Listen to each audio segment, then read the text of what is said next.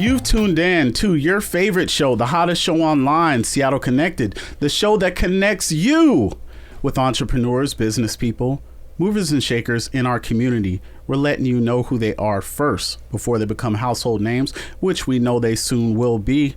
Today with me, I have a brilliant mind, a person doing brilliant things. She's all about putting people together, not dividing them.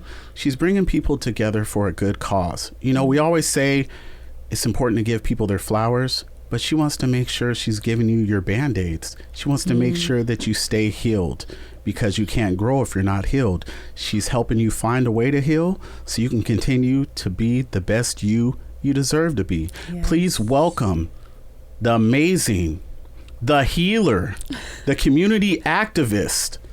Yes, my friend, Miss Salena. What's up? Wow. How was the intro? Was it all right? I'm frankly flattered. So thank you. Yes, like we were saying earlier, you know, I want to treat my guests right. Mm-hmm. So one day you'll come back or you'll invite me into your space. And, yes. You know, appreciate it. Welcome. I appreciate the welcome, and I felt welcome. So thank you for holding this space and being so welcoming and genuine, and honestly, like a connection from the start. So I really appreciate it. Like you came out with a smile on your face, and just it's been a vibe ever since I stepped in the door. All right, thank you, Salena. You're all right. Thank you. All right. You know.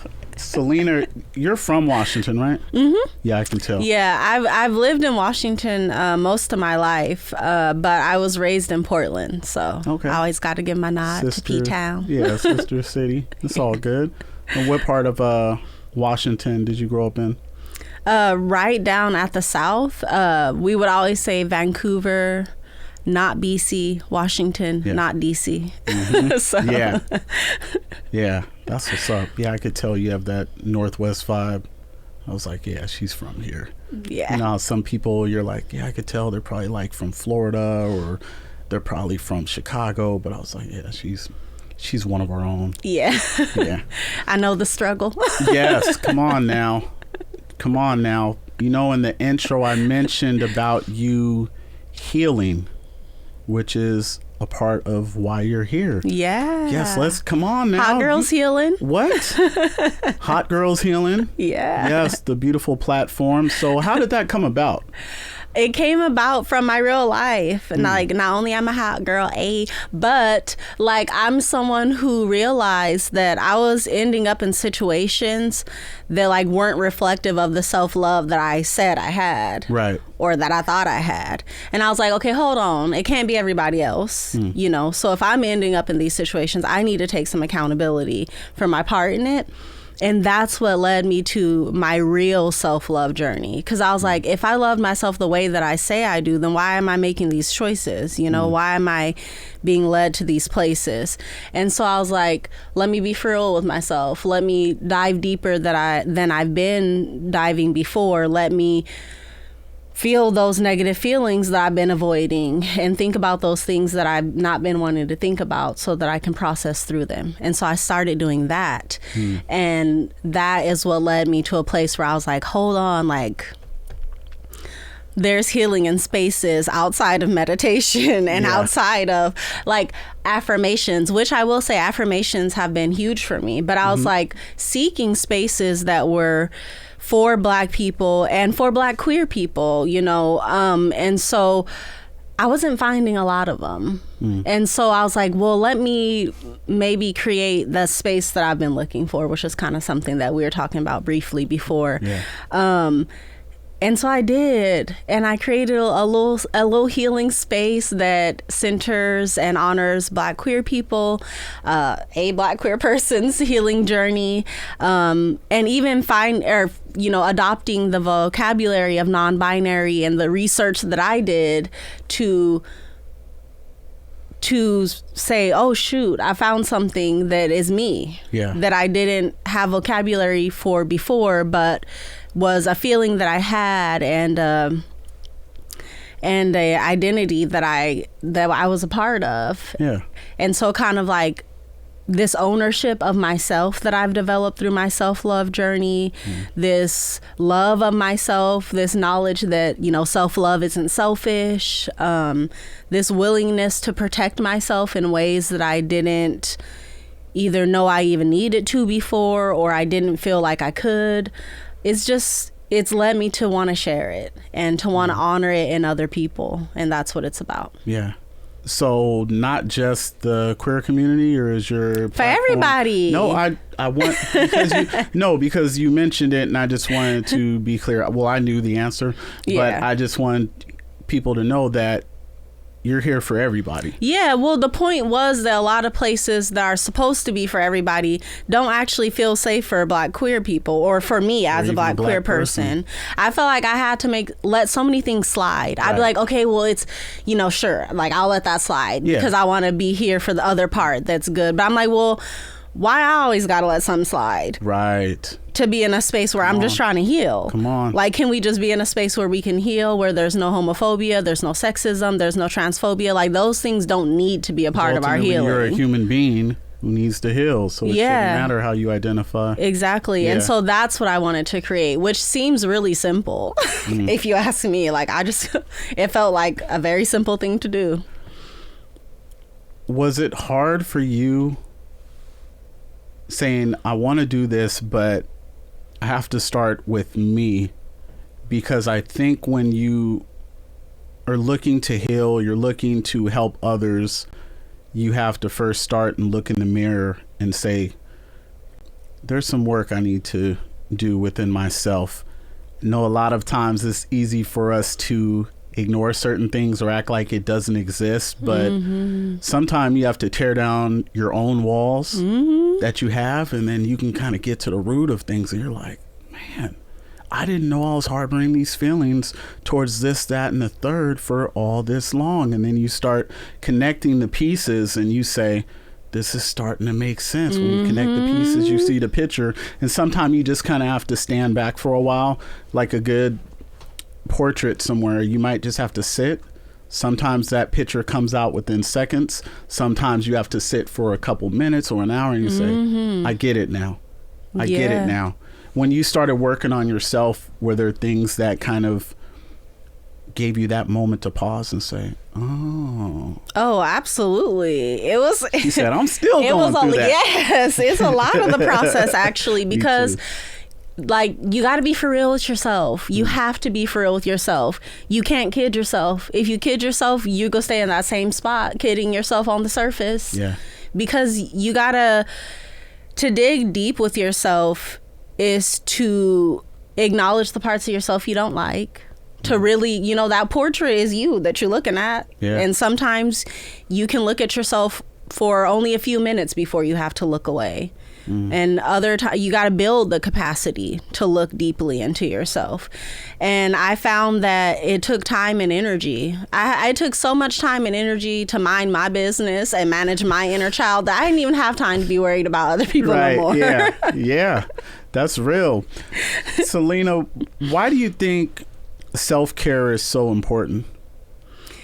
Because, like, when people say you can't pour from an empty glass, like, they talking about the vessel that is you. Yeah. And when it comes to our society, and especially as someone who was raised and conditioned as a girl, and that role in society is give, care, be the caregiver, the role model, the problem solver, but always for other people. And if you're not available to other people, then you're bad, you're selfish, you're the B word. I don't know if you let people cuss on this show, but you know, you're this, you're that, you're the other. For you can okay, yeah, you know, you're a bitch, you're you know, you're all those things if you don't fall in line and be of service to other people. And obviously I don't mind being of service to other people. That's my whole platform. But at the same time, what I'm trying to get people to acknowledge is that if you can't give an energy to yourself, the energy that you're giving to other people ain't what you think it is. That's true. Like, you're not giving what you think you're giving. Man. If you can't be for real with yourself. The people who are real with themselves and real with other people can tell. And I know because they could tell when I was doing, you know what I mean? Like, they saw right through my ass. Yeah. So, like, I had to see through me. Yeah. And I didn't want to because I was comfortable and, you know, I had my own little privileges, you know, even like acknowledging myself as a non-binary person.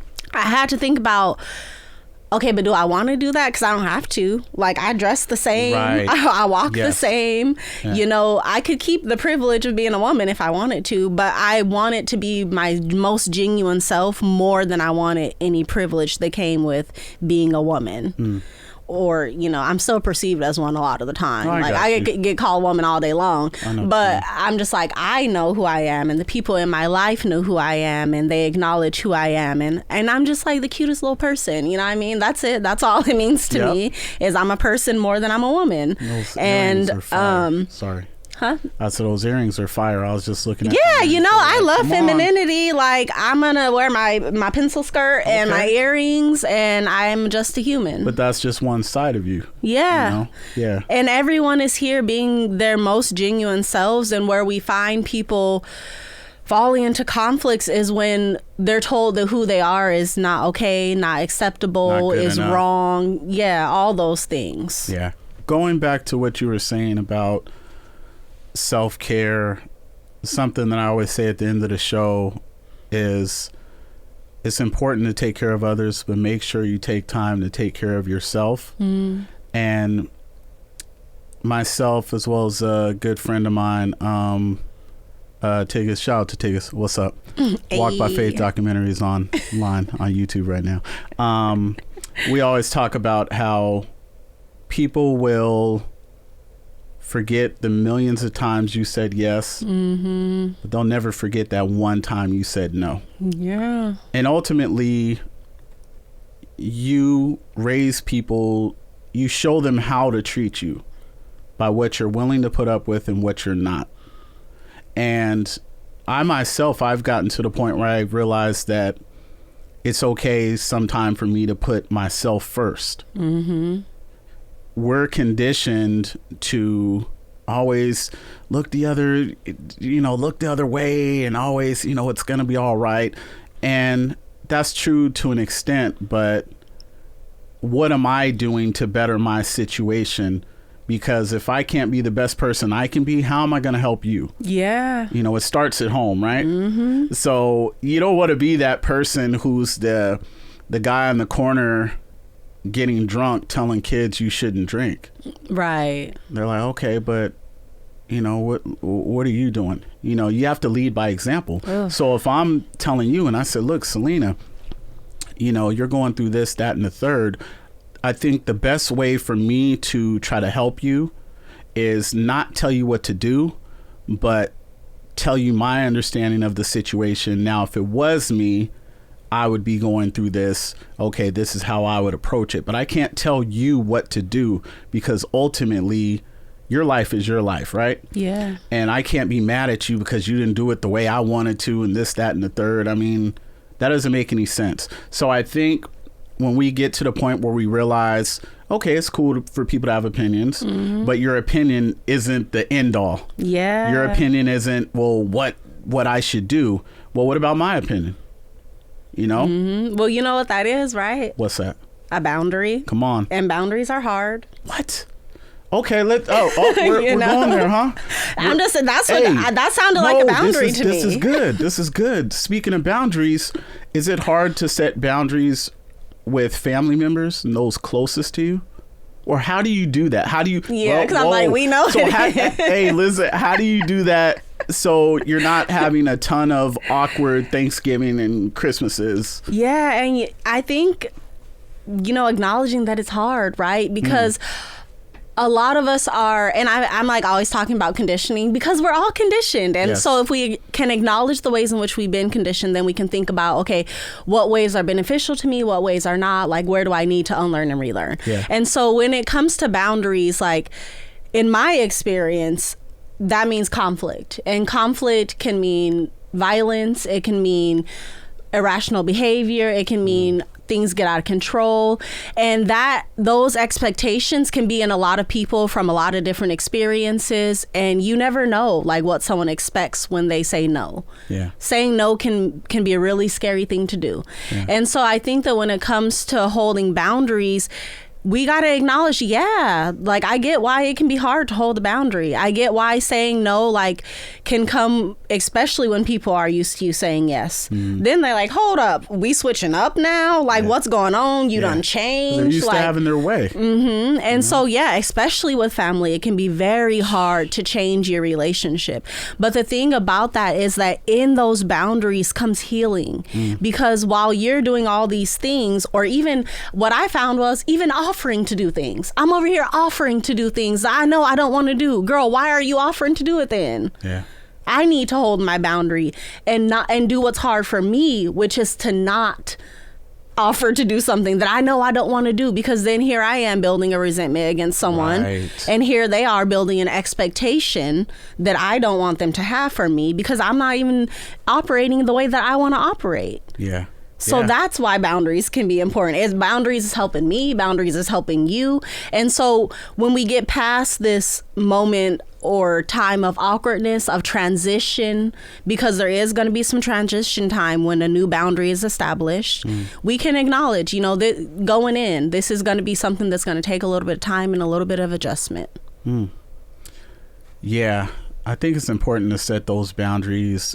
And within doing so, you can set expectations. Like I had a former, I don't want to say boss because he was a clown. And he knows who he is. He was a very, I'll just say he was a narcissist, where the kind of person who could slap somebody and instead of admitting that they're wrong, they'll go on this rant about why they feel bad that they had to do it. Never accountable for anything. And I know he subscribes to the show and he watches, but watch me shine. That's what I do. Period. Anyway, I just had to get that out. Thank you. I feel like I can just open up here. We all got some narcissists in our lives that we're dealing with. You know what is crazy is when you're around certain people, whether friends or family, but usually family, that make you so uncomfortable that when they're around, they just can really just shift your mood. And the crazy thing is, a lot of us continue to be around them because we think, well, this is my family, I'm supposed to, or this is what my mom or my grandma or auntie wants me to do. I'm gonna come to this function. I know this person's gonna get on my nerves and I'm not gonna be in the best mood and but I'm gonna come anyway. I think it's dope when you can get to the point where you're like, oh, they're gonna be there? I'm good. Because I know that's not the best for me. I know I need more.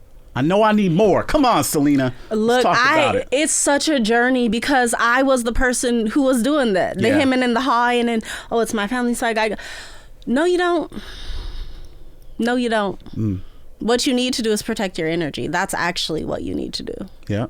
You need to be responsible for you and the situations that you allow yourself to be in. And if you know something is not going to be good for you, why are you doing it? Yeah. And at whose expense and for whose benefit? Yeah. How are you going to heal? How are you going to be that hot girl who's healing? Come on. Hot girl healing. Listen, let's talk specifically about the platform, man. Yeah. What's up? What's the reaction? What's the response you're getting from the peoples out there? A lot of hot girls healing is the response a lot of time. And they're like, what does that mean? Is also a lot of the response. And what it means is like, you be yourself. Be for real. If you like to be out there shaking ass, shake ass. Okay. It's a part of healing too, hey. I will say. And I've actually gone through this whole journey of reclaiming my body.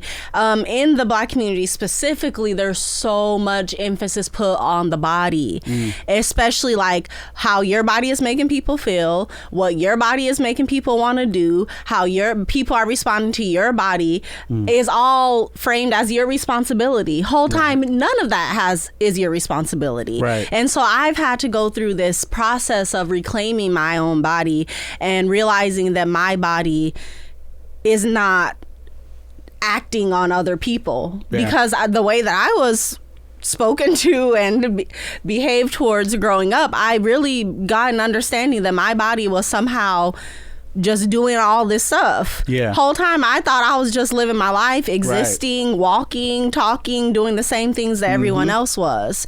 So I think that, yeah, it's such a process. There's so many layers to the healing that any average person has to do. And a lot of the time we're not acknowledging it. We're not thinking about it. We're stuffing it down. We're pushing it to the side. And we're just trying to operate business as usual. So we're not just talking about the physical aspect of healing bodies. Yeah. Like you said, shaking ass and stuff. Yeah. And that's what I mean. Like, you should be able to shake your ass and know that that is not an inherently sexual act. But a lot of people don't know that. Okay. Now, what about the emotional side of healing? The emotional side of healing, I mean, there's a lot there too, right? Because when you trying to shake ass and you just doing it because it's fun, but then there's so much emphasis put on it from people around you, and you're being told these things and you're being looked at in a certain way, of course there's emotional damage that comes with that too. And of course there's healing that has to come with that, and unlearning and relearning that has to come with that. But I like how you also talk about healing from past relationships and all kind of trauma that a lot of us don't know that we've been holding for so long. I think that's important too. So thank you for doing that. Well, yeah, I talk to a lot of people and they're like, because I'm a big therapy girly. Like, I think that talking it out, processing it through, getting it out of you, I think that there's a lot of value in that. And I also think that there's a lot of value in going to a professional for a professional issue, right? So there's so much around that as well. People have had experiences with therapists that weren't good, you know, and instead of realize that, hey, we need to like seek a different therapist, they just throw the whole thing away, which is valid. But I'm like, go to therapy, talk about the stuff that's hard, tell a professional what you think is okay, and ask them their opinion. Do they think you processed it fine and you good too? Yeah. Ask them. I think it's the same way with relationships, whether romantic relationships or friendships. You can't paint everybody with the same brush and say that relationship sucked. That means that all relationships sucks, or all people suck, or whatever. Or that relationship's great. Oh, that means when I get in a relationship, everything's going to be great. And just knowing that there's so many sides to everything. You know, we were talking about food earlier and whatnot in restaurants, you know, and it's always good to have options, right? Yes. Yeah, man, that's what I'm talking about. So I think that that's good to put that out there, that, okay, part of your healing process might take you just taking more time for self-reflection, cutting out some people in your life, setting those boundaries from the start, hopefully. And letting go of fear, because there's another part that says, I already have all the people in my life that I could ever need or want, so no new friends, you know? Right. One thing that I've learned for myself is the smaller my circle has gotten, the more I've gotten done. And I'm up for new friends, but I'm never trying to force anything. You know, it has to be a natural vibe, just like these interviews. It's a natural vibe. It's not scripted. It's, we're going to have a back and forth and you're going to be mad and I'm going to, you know, like some of these sports shows or some of these debate shows do, but it's always a natural vibe. And I always like to know more about the guests before they come on. I'm not just saying yes to anybody because it matters, the content that I'm putting out there. Absolutely. Yeah. So it has to be a natural vibe for me, at least. You know, I want to bring out the best product as possible, like you do. Man, so I try. Yeah. Tell me what's something that you have learned from one of your guests that has made you say, I didn't think about that, or that made me kind of. Oh, wow. I mean, just so much, honestly. I'm going to have to like sit here for a sec, because I've done like a full season already. And then I've also started filming for the second season a little bit too. And I'm already so excited about the conversations I've been having. But let me do them from the first season. So if someone wants to like go think about it and talk about it, they can. But I always spend so much time thinking about my conversation with Beverly Jenkins. She is a African-American romance writer. Specifically historical romance is where she's like queen. And it's so important because one of the things that she was telling me about her experiences is that she learned so much at the library about Black people. And that actually blew my mind because I love the library, but I didn't know that they had, and I'm Black, right? So there's so much commonality there. But one thing that I didn't realize is how much information that we can find about ourselves and our histories in our local libraries. And it just got me thinking about, you know, this whole like Southern tour that I want to do, of looking at places where I know my ancestors have lived, going to the libraries and seeing what I can find out. You know, it's a whole journey that I've been on as a part of my own self-love and healing journey, is finding out more about my ancestors and their stories. And she really got me thinking about that in a way that made it so obtainable to me. You know, you don't have to go through these lengths and go online, and there's tangible things. There's, you know, books and records that were kept in these places, and it could be like this beautiful journey for, you know, African Americans especially, whose, you know, our history is always so debated, and whether we know our whatever. We know who we are, but which is not something we about to argue with nobody else. But there's such a beautiful journey in learning about ourselves that it just makes me think about it in a whole different way. You ever think about becoming a therapist? Oh, yeah. When I was a kiddo, that's what I was going to do. I was going to become a therapist. But I found that there's so many different ways. I think promoting therapy is more of what I want to do than actually being a therapist, if that makes sense. Like, I feel like promoting therapy is more my lane. Yeah. Because, you know, we're healing. That's my whole platform is about. A lot of things can heal you. This is true.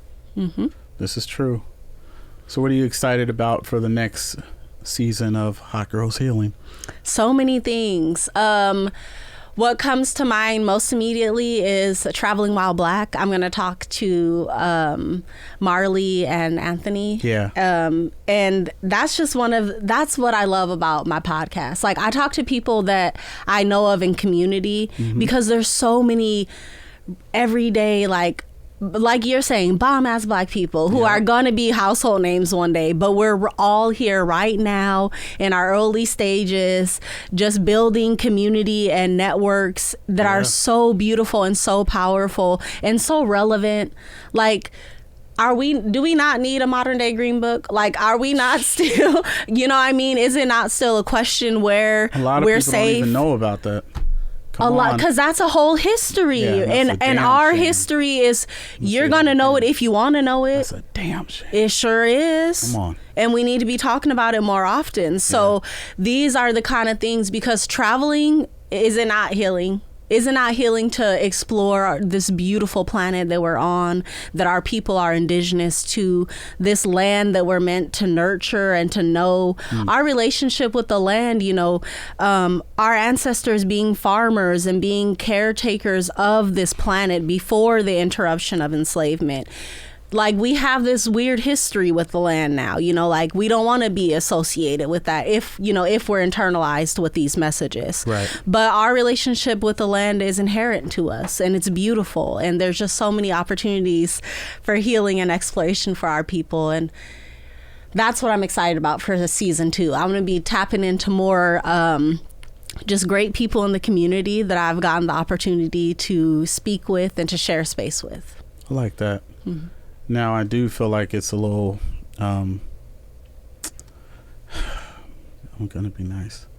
Ooh. I feel like you're discriminating because, you know, I'm not a hot girl, but I'm trying to heal myself. I have a lot of things I have to work on. But men are welcome on my podcast. Men have been on my podcast. But I mean, the title though, Hot Girls Healing, it's like, geez.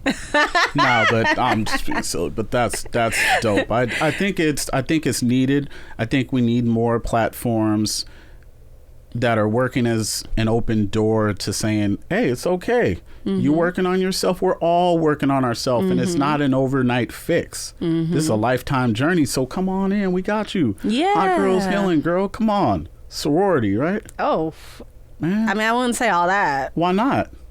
I mean, I ain't pledged to no sorority, but No, Hot Girls Healing is the sorority. Anyone who wants to be like-minded, and they're trying to work on themselves. Maybe I don't know enough about sororities. That's why I wouldn't claim it as that. You have a negative connotation about it.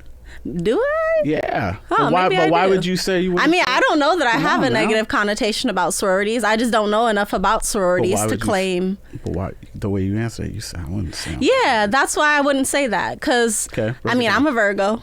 Look, see how long I went without saying that?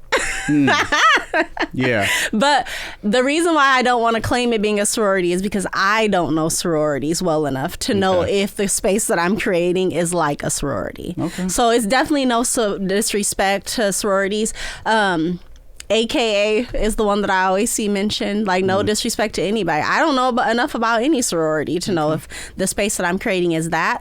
But I do know it's a community. So if sororities are community based, then yeah, perhaps. Because I really just want to create a space that is supportive to us in our healing journeys, that is accepting, and, you know, that's not fixed. Yeah. I want it to be moving and organic and growing. And I feel like, you know, you're vibing with that. You should come onto the podcast. Like, it's a space for everybody. So is this an invite? Because, yes. I mean, I've been waiting. I'm checking my... All right, cool.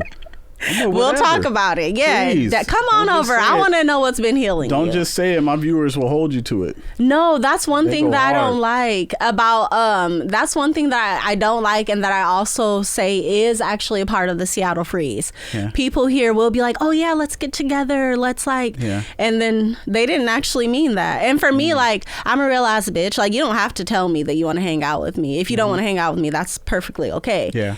But if you say you want to hang out with me, I'm going to think that you actually meant that. See, I'm the kind of person, I'm a man of my word.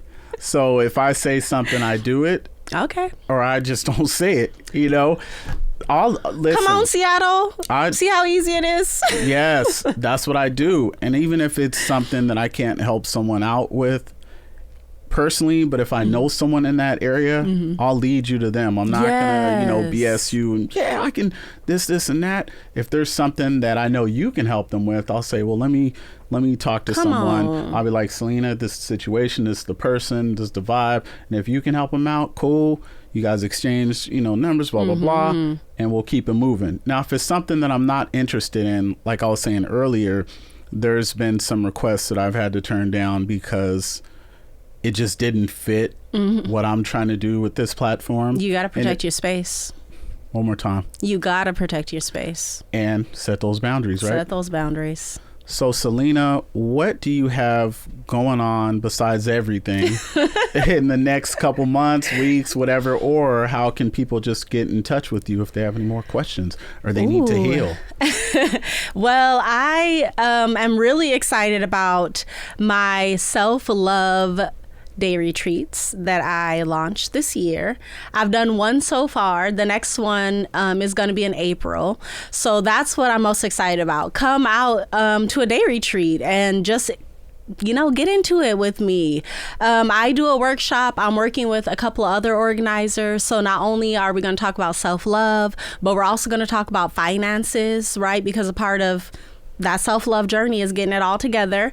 And then we're also going to talk about elevated expressions, because it's one thing to love yourself, but it's another thing to be able to adorn yourself and really honor yourself in this way. So definitely get into it. You can find me on social media at Hot Girls Healing Podcast. And I would love a little message, a comment, a like a kiki. I'm a pretty welcome and open person. So if you want to chat, like, we can chat. I like that. That's pretty much it. You can also find me at Community. I be out here sometimes. You be out here. I'm a sleepy girl too, though. Yeah. Ask any of my friends. They'll be like, oh, I called you. I'm like, oh, girl, I was asleep, but I'm up now. Yeah. Yeah. Appreciate the honesty and the conversation, Salena. And thank you for you taking time to do the work on yourself so you can help others do the work on themselves and pass it on, right? Yes. It's important. It's so important. Thank you so much. I'm glad we got to do this. Me too. Hopefully this isn't the last time we get to connect, because we got to stay connected. You see it up there? Seattle Connected. I like that, man. We got to have you on again. Look, don't gatekeep the resources. Oh, but I man. do believe in gatekeeping Black culture. Is that bad? Nah, that Nope, ain't bad. not at all. We need more of that. Yeah. Thank you so much. And thank you guys for watching. As always, like I always say, it's important to take care of others, but please make sure you take time to take care of yourself. Until next time, stay connected. Peace.